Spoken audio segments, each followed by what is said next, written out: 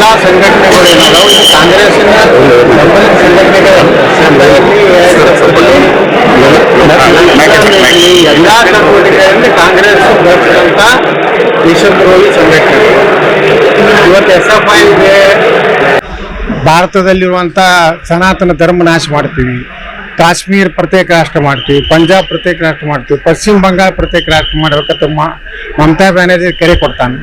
ಈ ರೀತಿ ದೇಶದಲ್ಲಿ ದೇಶ ವಿರೋಧಿ ಚಟುವಟಿಕೆಗಳು ಹೆಚ್ಚಾಗ್ತಿರೋ ಕಾರಣ ರಾಹುಲ್ ಗಾಂಧಿ ಅಂತ ಒಬ್ಬ ಅಪ್ರಬುದ್ಧ ವಿರೋಧ ಪಕ್ಷದ ನಾಯಕ ಆಗಿರೋದು ಒಂದು ದುರಂತ. ಅಮೆರಿಕದಲ್ಲಿ ಅವ್ರು ಮಾತನಾಡಿದಂಥದ್ದು ಜಾತಿ ನೋಡಿದ್ರೆ ಒಂದು ಕಡೆ ಮೀಸಲಾತಿ ತೆಗೆದು ಹಾಕ್ತೀವಿ ಅಂತ ಹೇಳ್ತಾನೆ, ಭಾರತ ಒಂದು ರಾಷ್ಟ್ರವೇ ಎಲ್ಲ ಅಂತ ಹೇಳ್ತಾನೆ.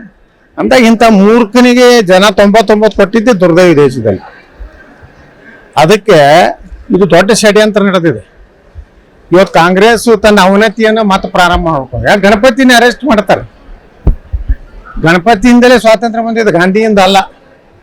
ಲೋಕಮಾನ್ಯ ತಿಲಕರು ಪ್ರಾರಂಭ ಮಾಡಿದ ಗಣಪತಿಯ ವಿಘ್ನಗಳ ದೂರ ಆದ್ಮ್ಯಾಗನೇ ಭಾರತಕ್ಕೆ ಸ್ವಾತಂತ್ರ್ಯ ಸಿಕ್ಕಿದ್ದು. ಇವತ್ತು ಗಣಪತಿನ ಒಳಗೆ ಹಾಕೋ ಕೆಲಸ ಕಾಂಗ್ರೆಸ್ ಮಾಡಿದೆ. ಅಂದ್ರೆ ಕಾಂಗ್ರೆಸ್ದ ಅಂತ್ಯ ಗಣಪತಿ ಬಂಧನದಿಂದ ಪ್ರಾರಂಭ ಆಯ್ತು ಕರ್ನಾಟಕ.